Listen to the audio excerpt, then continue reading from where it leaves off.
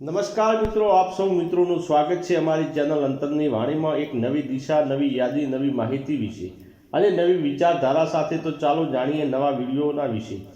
મિત્રો, વિડીયોમાં આગળ વધતા પહેલાં વિડીયોને લાઇક અને અમારી ચેનલ પર પહેલીવાર હો તો ચેનલને સબસ્ક્રાઈબ કરવાનું ભૂલશો નહીં.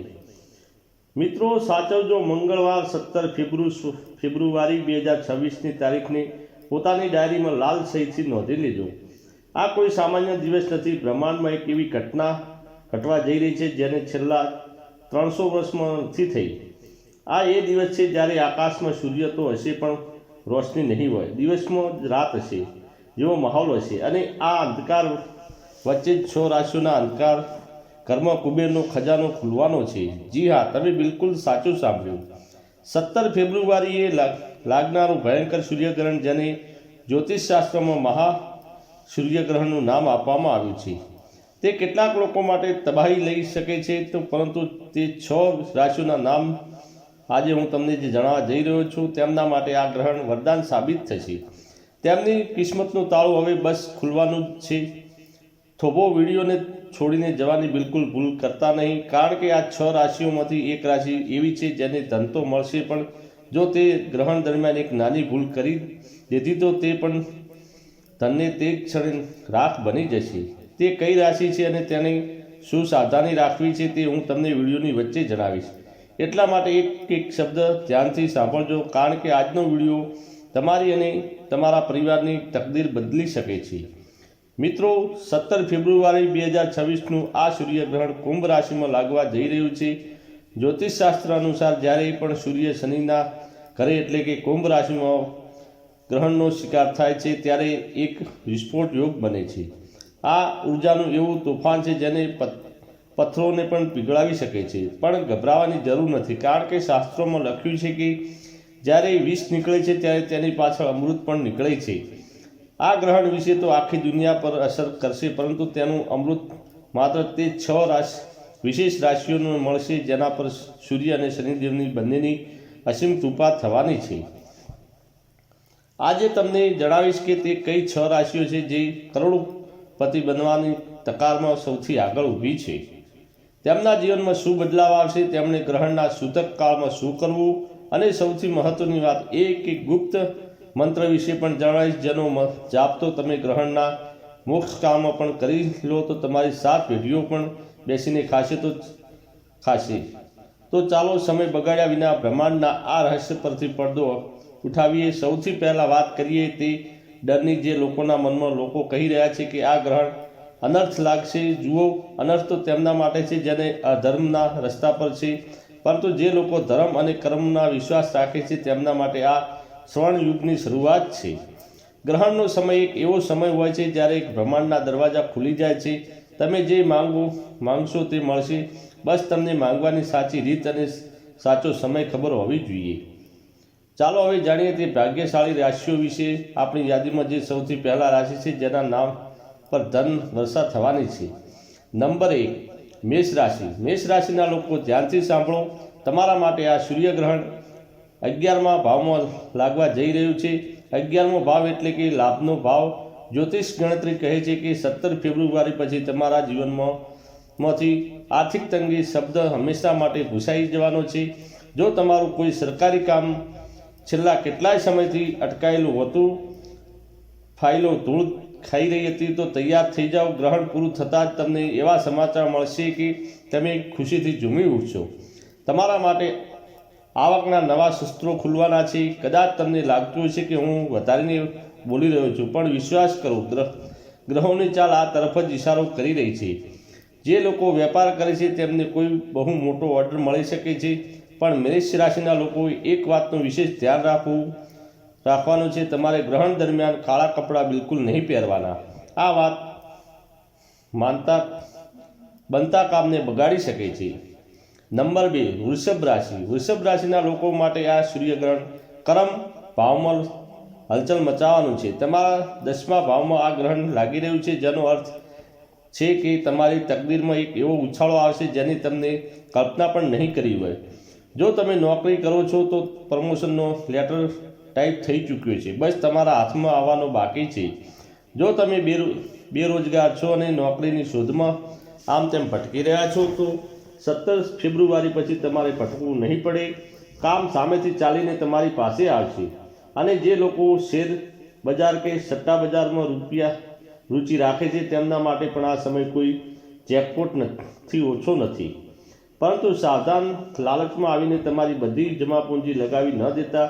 સમજી વિચારીને ડગલું ભરશો તો તમે માટીને પણ અડશો તો તે પણ સોનું બની જશે.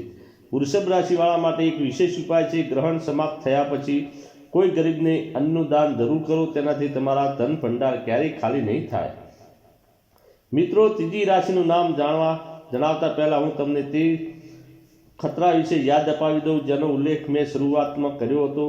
એક રાશિ એવી છે જેને ધન તો મળશે પણ એક ભૂલ તેને બરબાદ કરી શકે છે. તે રાશિ કોઈ બીજી નહીં પણ આપણી આગમી રાશિ એટલે કે મિથુન રાશિ છે. નંબર 3, મિથુન રાશિ. મિથુન રાશિના લોકો ખૂબ જ ધ્યાનથી સાંભળો. તમારા માટે આ ગ્રહણ ભાગ્ય ભાવમાં લાગી રહ્યું છે. ભાગ્યનો સાથ તો તમને મળશે. અટકેલા નાણાં પાછા મળશે. પૈતૃક સંપત્તિને લગતો કોઈ વિવાદ ચાલી રહ્યો હોય તો ફેસલો તમારા પક્ષમાં આવશે. તમે કરોડપતિ બનવા માર્ગ પર છો. જો પણ અને આ એક બહુ મોટું પણ છે, તમારે તમારી વાણી પર સંયમ રાખવો પડશે. ગ્રહણના પ્રભાવથી તમારી વાણી કડવી થઈ શકે છે. તમે ગુસ્સામાં આવીને તમારા કોઈ નજીકના વ્યક્તિ કે બિઝનેસ પાર્ટનરને કોઈ એવું કહી શકો જેનાથી તમારી બનેલી રમત બગડી જશે. તેથી 17 ફેબ્રુઆરીના દિવસે મૌન રહેવાનો પ્રયત્ન કરજો. જેટલું ઓછું બોલશો તેટલું વધારે કમાશો. જો તમે તમારા ગુસ્સા પર કાબૂ મેળવી લીધો તો દુનિયાની કોઈ તાકાત તમને અમીર બનતા રોકી નહીં શકે. નંબર 4, સિંહ રાશિ. સિંહ રાશિના લોકો ધ્યાનથી સાંભળજો. સિંહ રાશિના સ્વામી પોતે સૂર્યદેવ છે અને જ્યારે સૂર્યદેવ પર ગ્રહણ લાગે છે ત્યારે સૌથી વધુ હલચલ આ જ રાશિમાં થાય છે. પરંતુ તમારે ડરવાની જરૂર નથી. આ હલચલ તમારા જીવનમાં કચરાને બહાર કાઢવા માટે થઈ રહી છે. તમારા શત્રુઓ જે અત્યાર સુધી છુપાઈને વાર કરી રહ્યા હતા તેઓ હવે તમારી સામે ઘૂંટણા ટેકી દેશે. કોર્ટ કચેરીના મામલામાં તમારો વિજય નિશ્ચિત છે અને સૌથી મોટી વાત, તમને વિદેશ ધન લાભ થવાના પ્રબળ યોગ બની રહ્યા છે. જો તમે વિદેશ જવાનું સપનું જોઈ રહ્યા છો અથવા ઇમ્પોર્ટેડ એક્સપોર્ટનું કામ કરો છો તો આ સમય તમારા માટે શ્રવણ છે. સિંહ રાશિના જાતકો બસ એક વાતનું ધ્યાન રાખજો. ગ્રહણ કાળમાં તમારે સૂર્ય મંત્ર ઓમ તૃણી સૂર્યાય નમોનો સતત જાપ કરતો રહેવો. આ મંત્ર તમારા માટે રક્ષા કવચનું કામ કરશે અને નકારાત્મક ઉર્જાને ધન ઉર્જાનો બદલી દેશે. મિત્રો, 5મી રાશિ તરફ આગળ વધતા પહેલાં એક મહત્વની જાણકારી. સૂતકકાળ ગ્રહણની બરાબર 12 કલાક પહેલાં શરૂ થઈ જશે. 17 ફેબ્રુઆરીએ જો સવારે ગ્રહણ લાગી રહ્યું છે તો તેનું સૂતક 16 ફેબ્રુઆરીની રાતથી શરૂ થઈ જશે. સૂતકકાળમાં પૂજાપાઠ વર્જિત હોય છે પરંતુ માનસિક જાપ વર્જિત નથી હોતા. ઉલટાનું સૂતકકાળમાં કરેલા માનસિક જાપ 100 ગણું વધારે ફળ આપે છે. એટલા માટે આ સમય ઊંઘવામાં કે ફાલતુ વાતોમાં બરબાદ ન કરતા. ચાલો હવે જાણીએ 5મી ભાગ્યશાળી રાશિ વિશે. નંબર 5, તુલા રાશિ. તુલા રાશિના લોકો માટે આ સૂર્યગ્રહણ પંચમ ભાવમાં લાગી રહ્યું છે. પંચમ ભાવ બુદ્ધિ, પ્રેમ અને સંતાનોનો ભાવ છે. આ ગ્રહણ પ્રભાવથી તમારી બુદ્ધિ એટલી ત્રવિત થઈ જશે કે તમે માટીમાંથી પણ પૈસા બનાવવાની રીત શોધી શકો છો. જો તમે શેર માર્કેટ, ટ્રેડિંગ કે કોઈ પણ પ્રકારના જોખમી કામમાં છો તો તમારી છઠ્ઠી ઇન્દ્ર એટલે કે સિક્સ સેન્સ તમને પહેલાં જ જણાવી દેશે કે પૈસા ક્યાં લગાવવા. અચાનક ધન લાભનો યોગ બની શકે છે. તમારી કોઈ જૂની લોટરી લાગી જાય અથવા કોઈ જૂનું રોકાણ તમને ઘણું થઈને પાછું મળે. પ્રેમ સંબંધમાં પણ મધુરતા આવશે. જે લોકો સંતાન પ્રાપ્તિની કામના કરી રહ્યા છે તેમના માટે પણ આ ગ્રહણ શુભ સમાચાર લાવી શકે છે. તુલા રાશિવાળાએ બસ એક સાવધાની રાખવાની છે. ગ્રહણ દરમિયાન કોઈ પણ સર્વત્રી સ્ત્રીનું અપમાન ન કરવું અને કોઈ પ્રાણીને હેરાન ન કરવું. આવું કરવાથી લક્ષ્મીજી રૂઠી શકે છે. નંબર 6 અને છેલ્લી રાશિ જે આ ગ્રહણની સૌથી મોટી લાભાર્થી થવાની છે એ છે કુંભ રાશિ. કુંભ રાશિના લોકો આ ગ્રહણ તમારી રાશિમાં લાગી રહ્યું છે. તમારા જ ઘરમાં સૂર્ય અને શનિનું મિલન થઈ રહ્યું છે.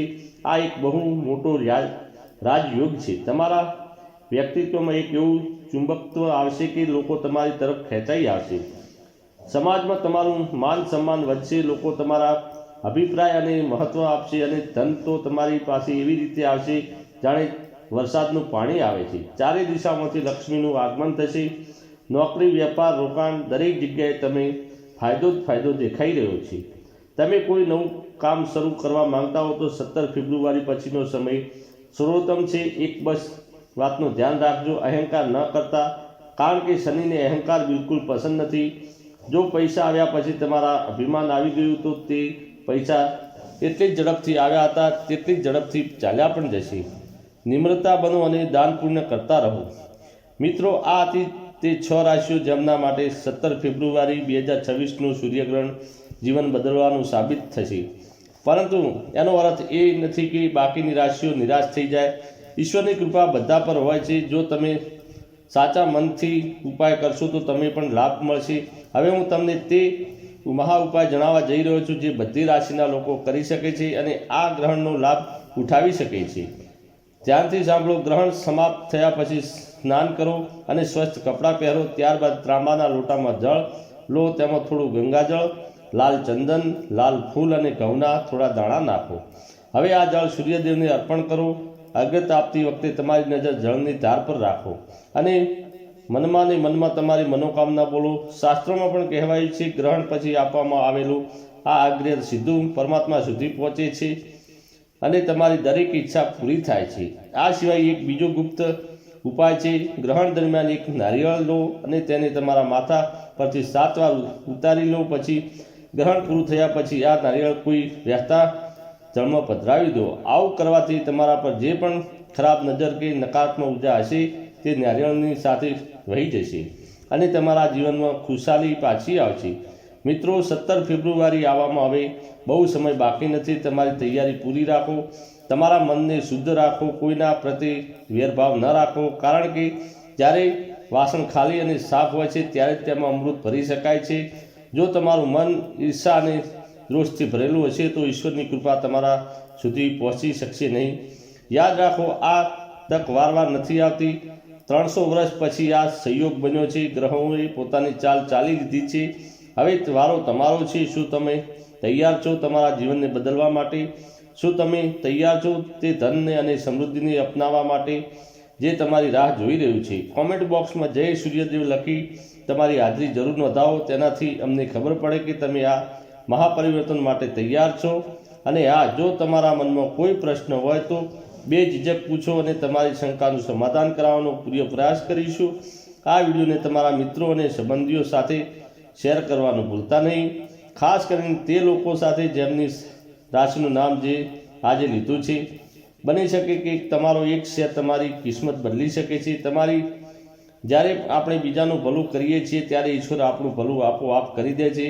તો રાહ શેની જુઓ છો? અત્યારે જ તમારી દિનચર્યાને વ્યવસ્થિત કરવાનું શરૂ કરી દો. માંસ મદિરાનું સેવન બંધ કરી દો. સાત્વિક ભોજન કરો અને વધુમાં વધુ સમય ઈશ્વરના ધ્યાનમાં લગાવો. 17 ફેબ્રુઆરીથી સૂર્ય તમારા માટે એક નવી સવાર, એક નવી દિશા અને એક નવું જીવન લઈને ઉગશે. અંતમાં હું પિતા પરમેશ્વરને એ જ પ્રાર્થના કરું છું કે આ ગ્રહણ તમારા અને તમારા પરિવાર માટે મંગલમય હોય. તમારા ઘરમાં ધન, ધાન્ય અને સુખ શાંતિ ક્યારેય કમી ન હોય. તમે દિન ગુણી અને રાત ચોગણી પ્રગતિ કરો. આ મંગલ કામનાઓ સાથે હું મારી વાણીને વિરામ આપું છું. આ માહિતી પસંદ આવી હોય તો વિડીયોને લાઇક અને ચેનલને સબસ્ક્રાઈબ કરી દેજો. ધન્યવાદ. જય સૂર્યનારાયણ.